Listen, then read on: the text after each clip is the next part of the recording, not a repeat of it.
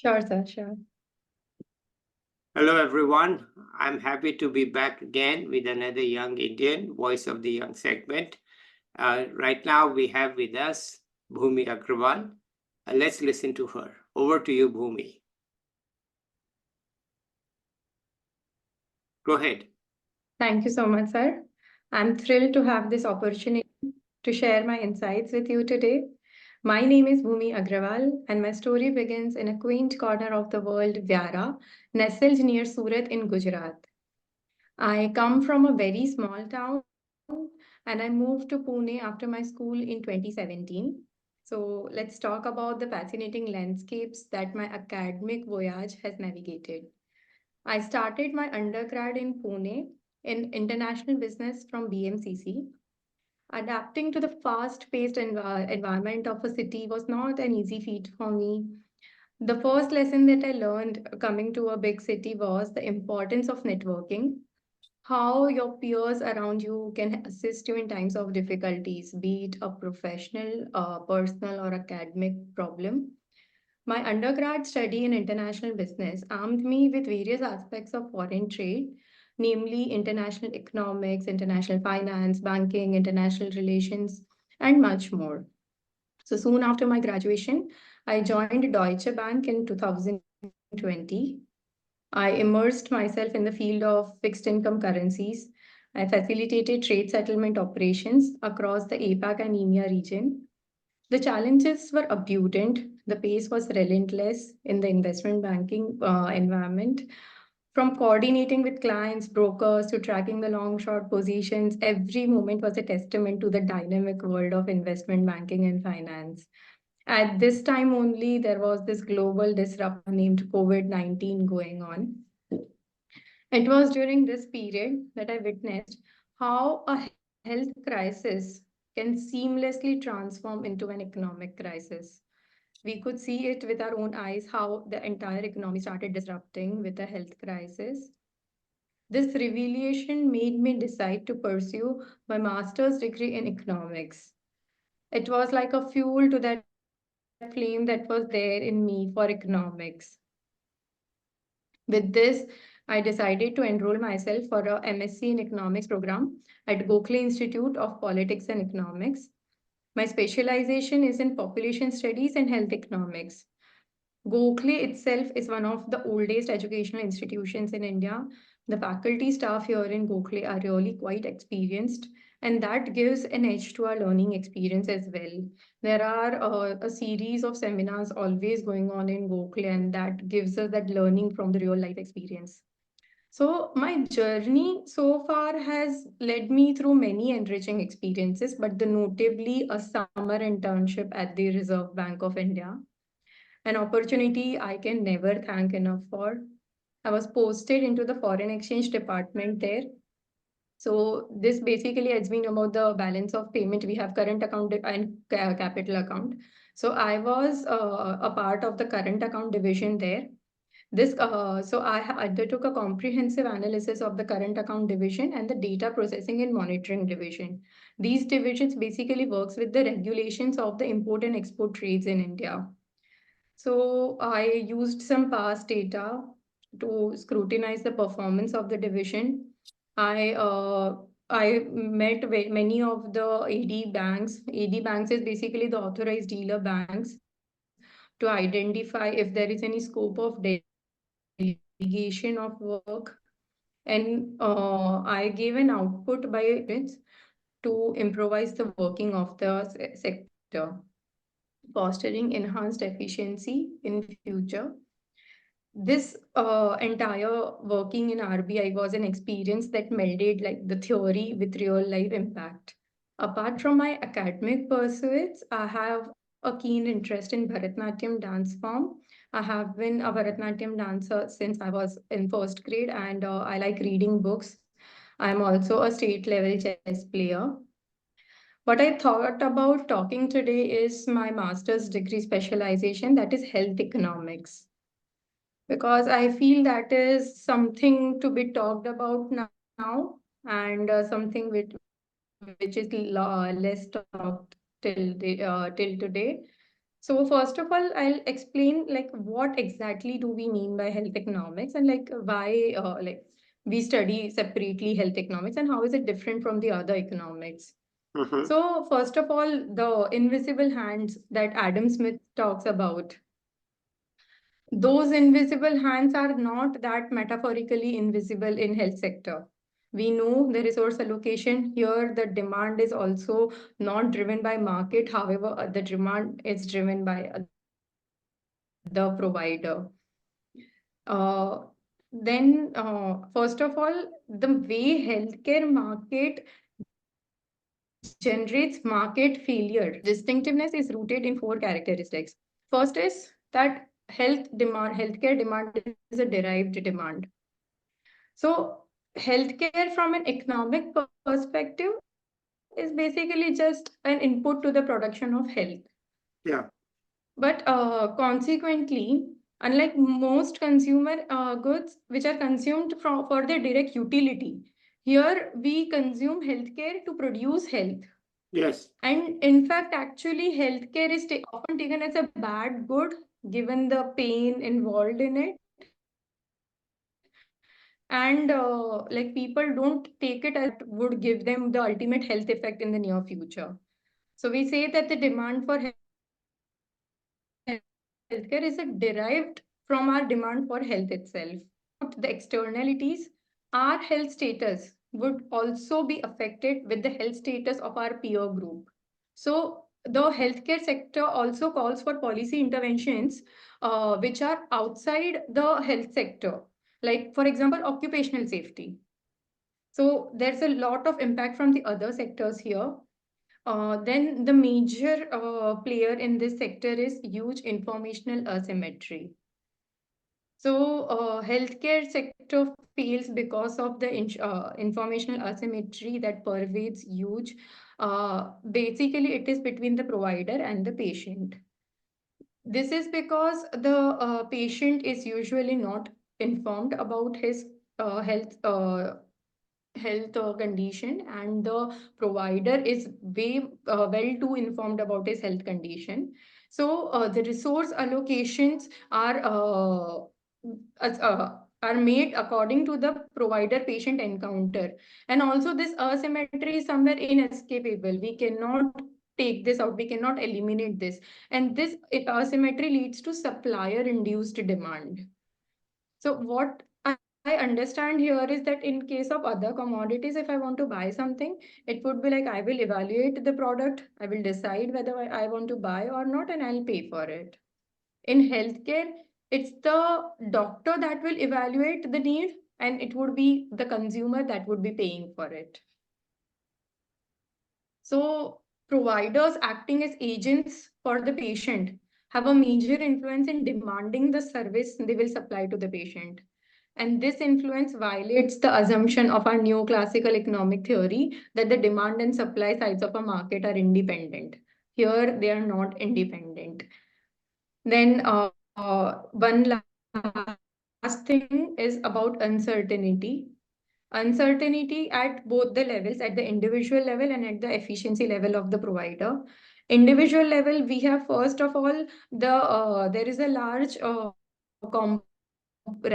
random component associated with my demand for a healthcare and expenditure that can be associated with it. It is not pre-decided.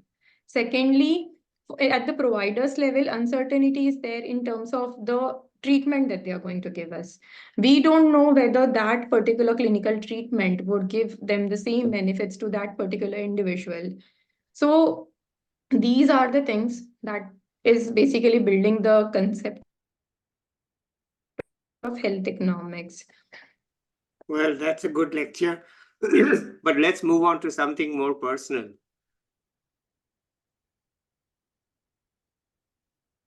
Yes, sir, sure. So, sir, at personal level, when I'm studying health economics, I understood that like certain countries in the world right now are having the lifestyle diseases. Like you are staying in USA, so you might understand like the non-communicable diseases like heart disease, diabetes. These are the ones becoming the major causes of death. And there are the low income countries where, like Africa, where the communicable disease pervade. However, India is still a country which is facing the dual burden of diseases. We have communicable as well as non-communicable diseases. I was working like to understand the solutions behind it, because in Indian health sector, government has tried a lot, but like there is Ayushman Bharat, which was there to finance the healthcare needs of India, to take people out of the impoverishment due to healthcare. However, none of the initiatives have been much impactful in the sector. So I could find a solution personally, that India should have a concept of healthcare cooperatives. This is what I feel. Healthcare cooperatives basically work towards providing healthcare in a collaborative manner. There are many healthcare cooperatives working across the globe. Like Brazil works towards providing tailor-made healthcare solutions because of their diverse geographical locations. Even India has the same, right? India has tribal areas, hilly regions, many different types of terrains. So that is something we can learn from Brazil.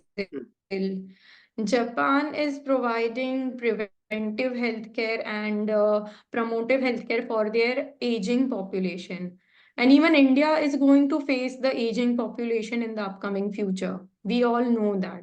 So I guess I feel that we should learn from that healthcare model of Japan as well, that how we can cater to the aging population's healthcare needs. Okay. Yes, sir. That is certainly true in India, that the age is creeping up. And there's actually the old idea of how the old will be looked after is disappearing, and no new idea is really emerging. Anyway, it's your turn to talk, not mine. So go ahead, please. Yes, sir. So, like COVID-19 could easily tell us that the infrastructure of healthcare is lacking. We need to build more infrastructure for our entire health sector, be it preventive healthcare in the primary level, or the like rehabilitative or curative healthcare at the tertiary level. If we build this healthcare infrastructure, there is another benefit that would come together, that is medical tourism.